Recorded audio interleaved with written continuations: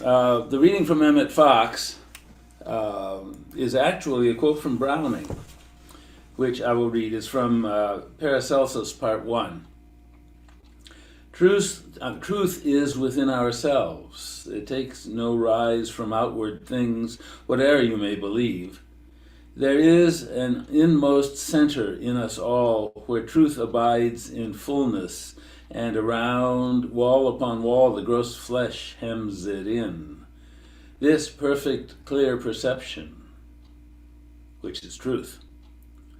A baffling and perverting carnal mesh binds it, and makes all error. And to know rather consists in opening out a way whence the imprisoned splendor may escape, than in effecting entry for a light supposed to be without. And then a quote from John: "You shall know the truth, and the truth shall make you free." So, last week, those of you who were in attendance last week, hang on, there we are.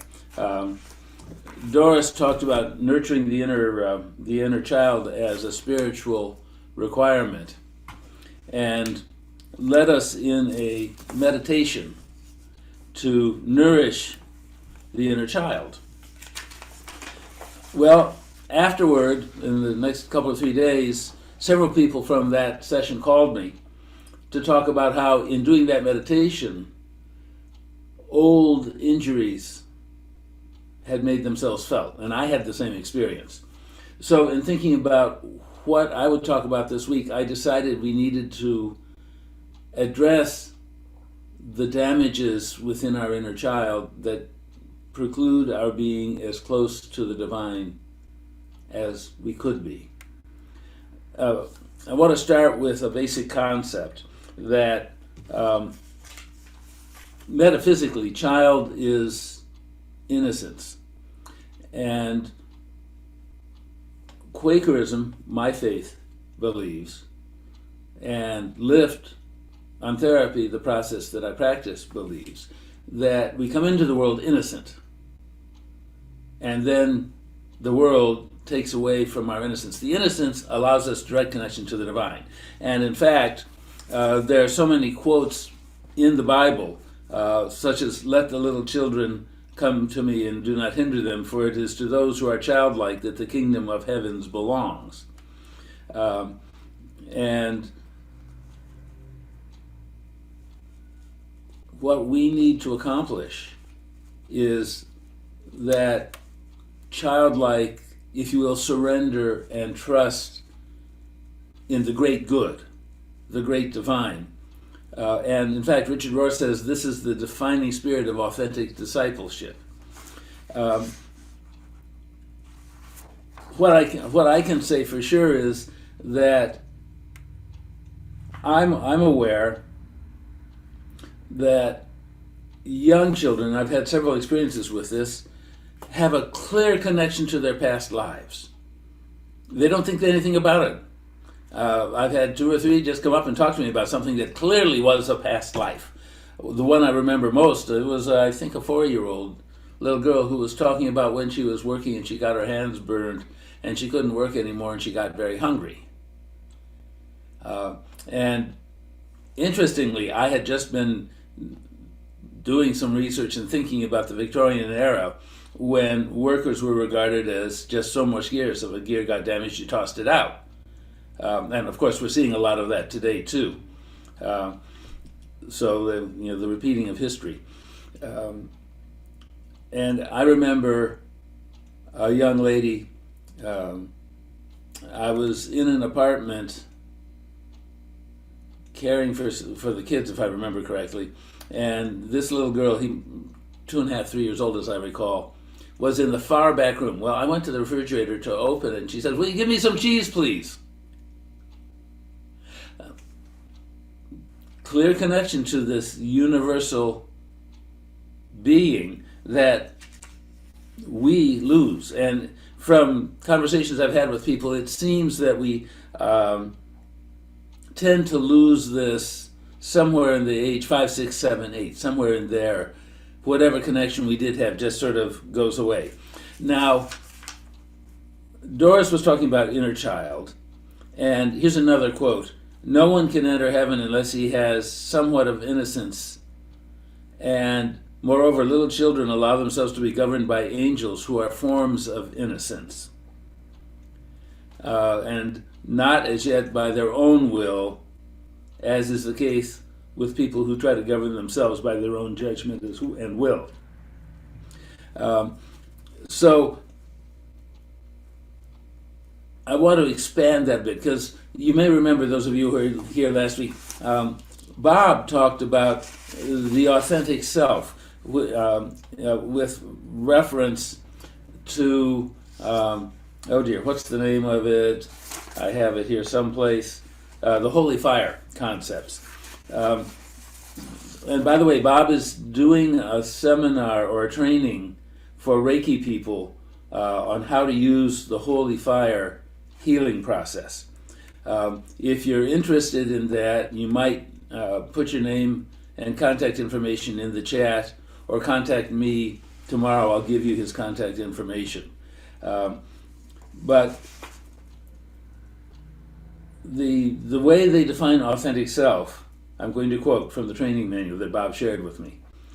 Within each person resides a compelling and extraordinary aspect of our inner nature that is composed of the pure, unadulterated self. This part connects directly to God consciousness and possesses the awareness and power of the universe. It is unlimited in its ability to know and to do, and it is who we really are. And then in this text from the Holy Fire, I guess it's the training manual, I'm not really sure, but Bob sent me 3 pages of it. It goes on to explain that as we grow from what I'll call the innocence, when our authentic self isn't occluded by experiences in this world, we begin to lose our connection with that world, because this world intervenes, attracts us away, interferes. I don't know the right set of words, but it talks about the cultural self, which is the self living in this world.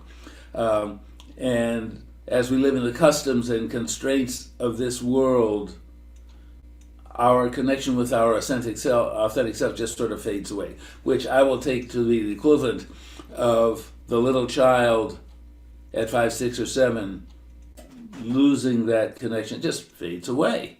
And they're not aware that they didn't have it before, or they had it before, or they don't have it now. It just sort of fades away. And the result is that we lose significant elements of our ability, our direct connection with the divine. Richard Rohr talks about the importance of in our spiritual walk, setting aside all the things we cling to in this world. Let's see, there's a quote here. When you get little enough and naked enough and poor enough, you'll find that the little place where you are is, ironically, more than enough. And that is all you need. I am hypothesizing that for all of us who share the spiritual walk in this church, or share with us your own spiritual walk, because we don't have a defined one for the church itself, there are experiences we have had.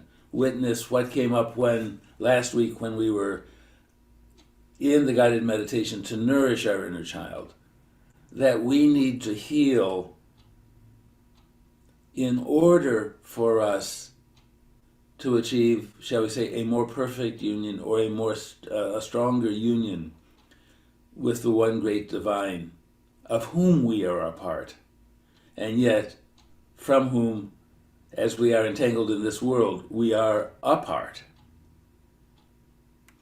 And I suggest that over this week, all other things aside, set your subconscious, set your mind to assist you in healing whatever is in the way of achieving a more perfect connection, a more open connection with the divine. What we're going to do tonight, I'm going to lead us in 3 lift healings that I believe can help us let go of some of the old distresses, the old damage. Maybe some of the things that those of us who did have stuff come up last week can be rid of too, with the goal that at the end of this time together, some of our obstacles to direct, clear connection, some of the things that have gotten in the way of our having that childlike direct connection, direct knowledge, direct access to all the divine, to all the knowledge of our past existences, to that transcendent knowledge of everything, everywhere. Get me some cheese, please, sort of thing. Because we're all capable of it if we can get rid of our obstacles. So, if you will, you might want to get a piece of paper and pencil. Or if you don't, you can just hand write it in the air when we're done with each healing. I'm going to copy one of the healings and put it in the chat. And if you can't read the chat, if you're on a cell phone, don't worry about it. I'll give it to you. Then you definitely, well, if you can't remember it, don't worry. Just hum along, because the rest of us will be doing the words, and you'll be joining right in. Okay, so here's the first one. So I'm going to read it to you first. I let go the painful or embarrassing memories of my past, so I can now create a deeper connection with divine love. So I want to make sure all of you has your mute on, because I'm going to have you all say it or hum it if need be. And we're going to say it, we're going to put our arms right over left with the right arm on the outside. And we're going to say it 6 times out loud. I'll lead it, and as I said, you can say with, or you can hum along. It'll all do the same thing. Or just meditate on it, whatever is going to work well for you. So, let us begin. I let go the painful or embarrassing memories of my past, so I can now create a deeper connection with divine love. I let go the painful or embarrassing memories of my past, so I can now create a deeper connection with divine love. I let go the painful or embarrassing memories of my past, so I can now create a deeper connection with divine love. I let go the painful or embarrassing memories of my past, so I can now create a deeper connection with divine love. One more time. I let go the painful or embarrassing memories of my past, so I can now create a deeper connection with divine love. So let it soak in for a little bit. And know and hear in the meantime that you are loved. You are loved. Okay.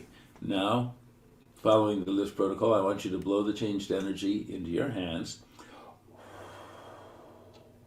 And then pull it in, breathe it in, and then bring your arms out, gather in all the love energy around you, and pull it into your heart.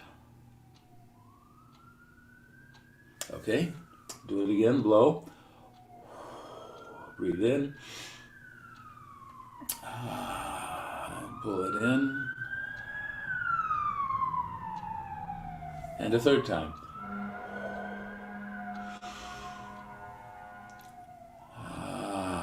Yes, this healing is complete. So, what I'd like you to do now, if you have paper and pencil, go ahead and write this down. If you do not have paper and pencil, write it down in the air.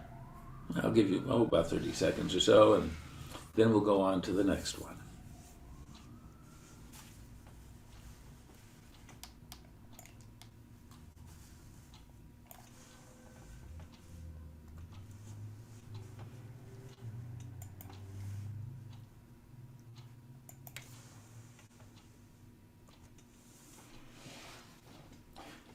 And if someone wants, text me, remind me, and I'll put these into an email to you tonight or tomorrow.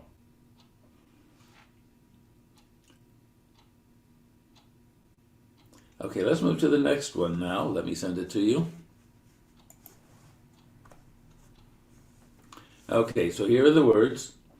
I forgive myself for having distanced myself from God in the past, and I now fully welcome divine love into my life.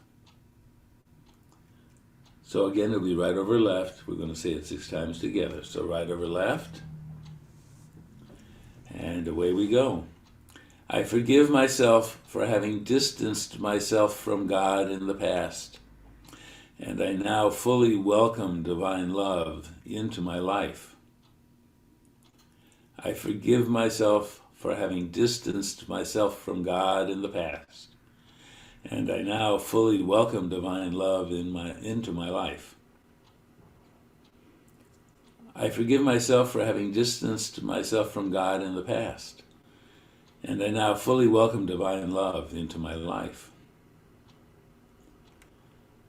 I forgive myself for having distanced myself from God in the past, and I now fully welcome divine love into my life. One more time. I forgive myself for having distanced myself from God in the past, and I now fully welcome divine love into my life. So let that soak in. Okay, and then let's breathe in and blow. So blow. Breathe the changed energy. Gather all that divine energy around you. Pull it in. Again. Blow. Pull in.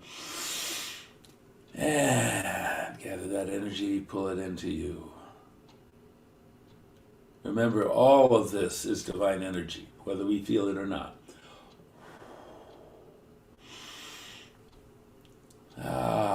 Yes. Okay, this healing is complete. Go ahead and write it up.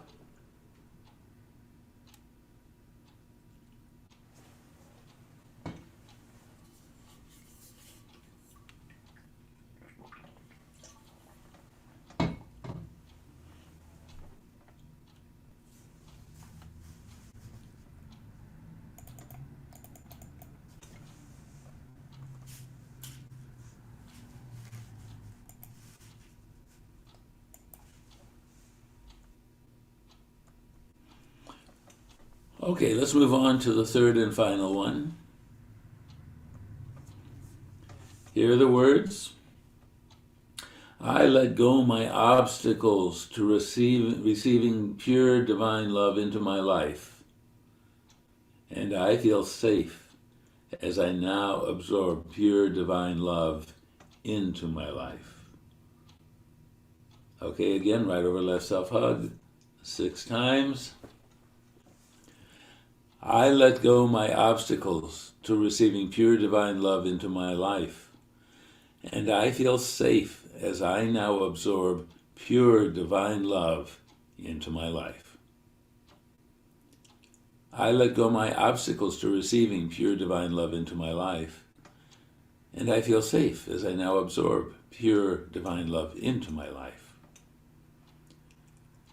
I let go my obstacles to receiving pure divine love into my life, and I feel safe as I now absorb pure divine love into my life. I let go my obstacles to receiving pure divine love into my life, and I feel safe as I now absorb pure divine love into my life.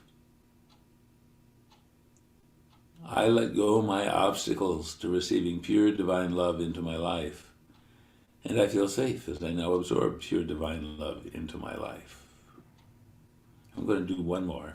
Join me if you will. I let go my obstacles to receiving pure divine love into my life, and I feel safe as I now absorb pure divine love into my life. Okay, go ahead and blow.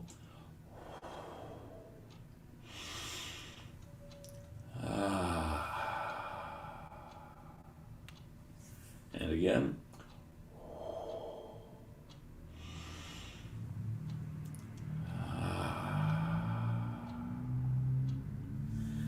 again, one more time.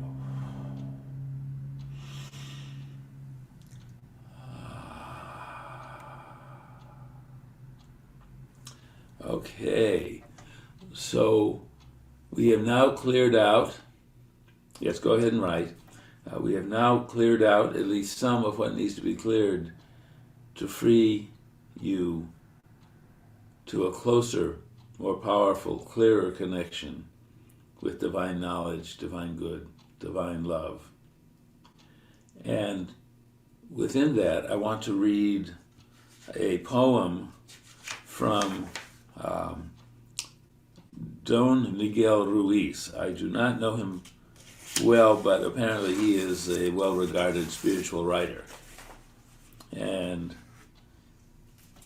this seems an appropriate way to close what we are accomplishing today.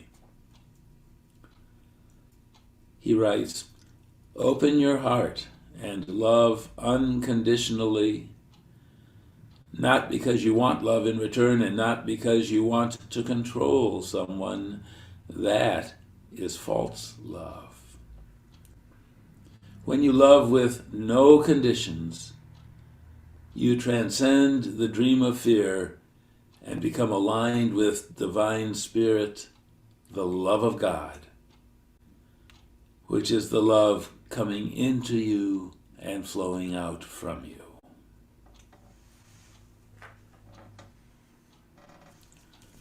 So how's that for a start for your week? Thank you, God, for having brought us together again tonight. Thank you for enabling us to joy together, to walk together, to explore you together, to connect together with you and with one another. Thank you for protecting this community, for helping each one of us to take our own paths closer to you, for helping us to be of service to you in this place, for watching over us as we depart from here, watching over us until we're able to rejoin again. Help us to grow in your wisdom and knowledge. Help us to become better stewards of your love, better sharers of your love, and help us just to be with you and with each other in this community. For all the love you've showed us, for all the wisdom you've given us, for all the care you're taking over us, we say thank you, dear God. Amen.